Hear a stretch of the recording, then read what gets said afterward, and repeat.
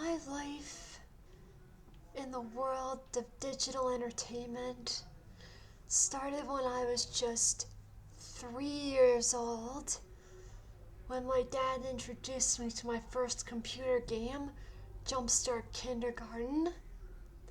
And since then, it's been my number one thing. All my life I've been in front of a computer screen.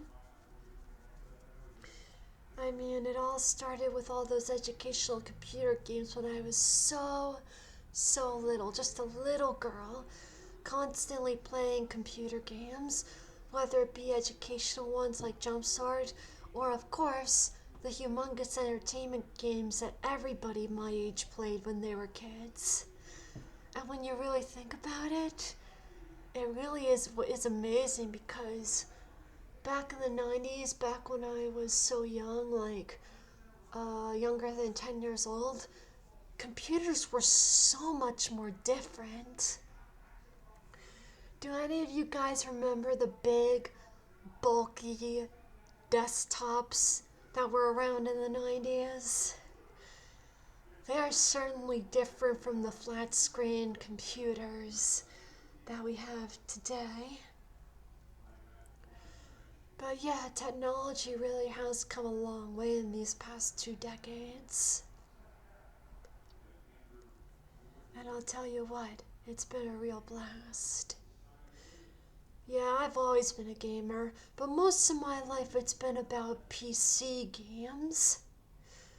I did not get into console games until I discovered the GameCube at my former neighbor's house. It didn't take long for me to want a GameCube of my own, and boy was that awesome. I think the GameCube still remains one of my top favorite consoles of all time, solely based on the fact that not only was it my first one, but there were a lot of, so many great games on it. There was the original Luigi's Mansion, which to this day, the original Luigi's Mansion is so much better than all the remakes. So much so that the remakes really can't compare to it. Then there was Super Mario Sunshine. That is definitely one of my top favorite games of all time. It also has my first ever Pokemon game, Pokemon XD Gale of Darkness. Now I know that's really unusual for that to be the first Pokemon game for someone to play, but that was me. After I got the GameCube, I believe I either got the DS or the Game Boy Advance, but I got them very close to that time range. After that, I got the Nintendo Wii, back when it was still hot and on the market. Now the funny story about how I got my Nintendo Wii. See, I got it for Christmas and my mom was going from store to store trying to buy one. She got the last one at one of the stores, and the guy behind her was a grandfather trying to buy a Wii for his grandkids, but unfortunately, my mom got the last one in stock. I do like the concept of the Wii, where they had motion controls. I mean, it could work for certain types of games, but sometimes it could get kind of chaotic if you don't put the strap on correctly and stuff.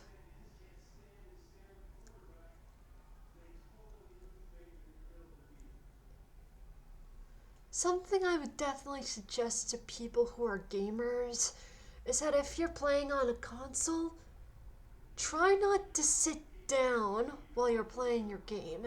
Instead, stand up and do a little walking in place. That's what I do whenever I play video games on my Switch when I'm on the TV. I stand up and I kinda move my legs a little bit. That's what I did whenever I played the remake of Paper Mario: The Thousand-Year Door. And I've really gotta say, I I really gotta say, making a remake of Paper Mario the Thousand Year Door for the Nintendo Switch was one of the best ideas Nintendo ever had. I mean, to remake one of the best GameCube games of all time and improve it in all the right ways. Yeah, 2 thumbs up for Nintendo. They did great on that department. Now, if only they could do the same for some Pokemon games. I can understand why people were disappointed with the Diamond and Pearl remakes, to be honest. If only they could make remakes for Black and White. That would be super cool. Pokemon Black was one of my favorite Pokemon games. I really like the Unova region and all of its unique Pokemon, and especially its unique story. This probably has one of the best stories in a mainline Pokemon game. Yeah.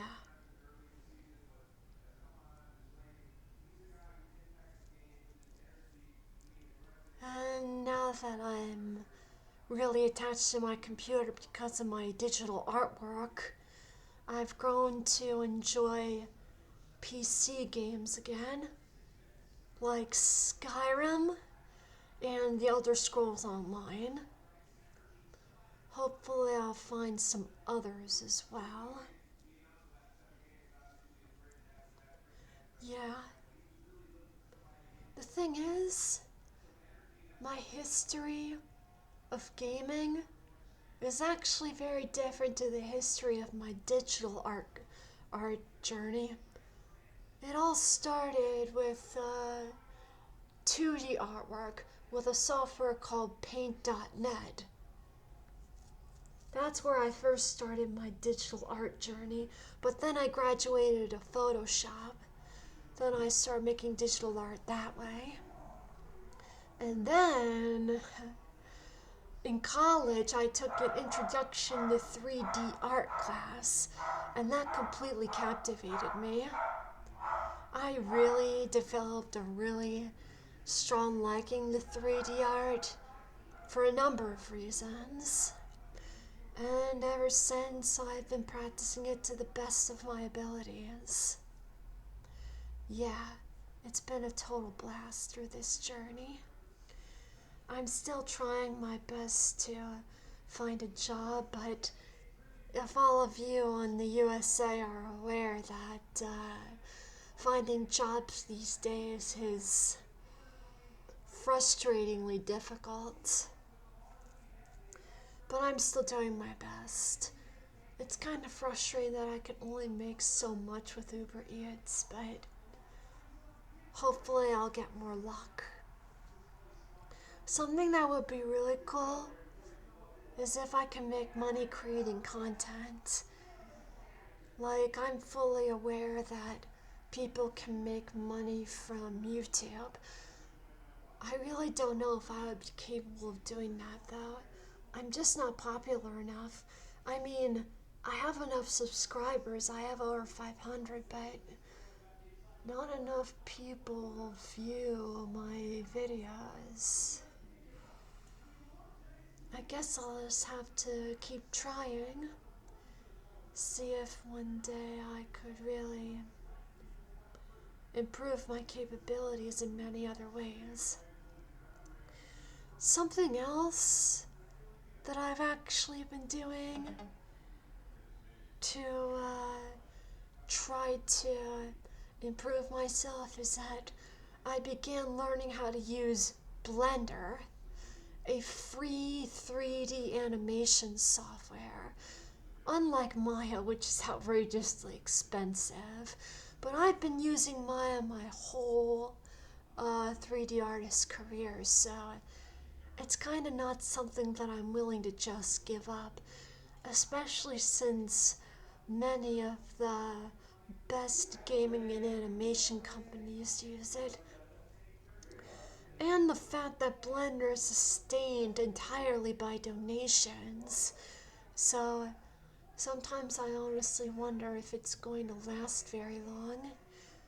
But if everybody is using Blender, everyone like me who doesn't exactly have a job quite yet and doesn't have the money to afford the big time software, it might be something fun to do, something that would really benefit me.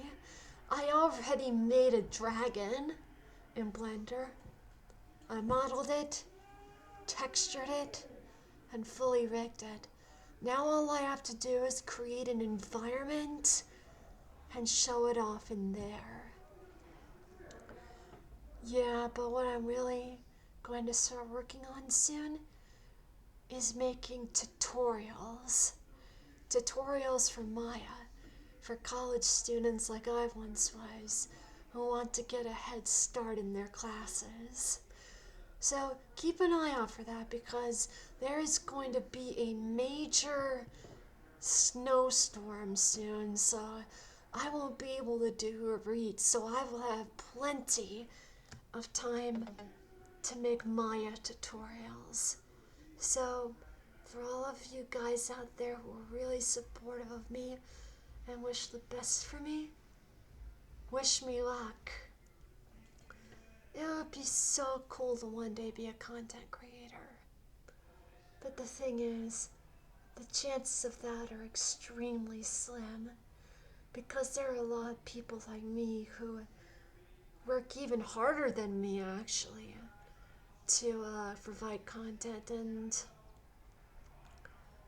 they only get a few hundred views per video. That doesn't mean I'm not willing to try, because it would be so cool to make money off my creativity the best that I can. So if you guys are willing to support me, feel free to subscribe and feel free to share my channel with others. And please be sure to check out my animations. That is the one thing I want people to check out more than all other things. Okay, well, thanks for watching, you guys. I'll see you later.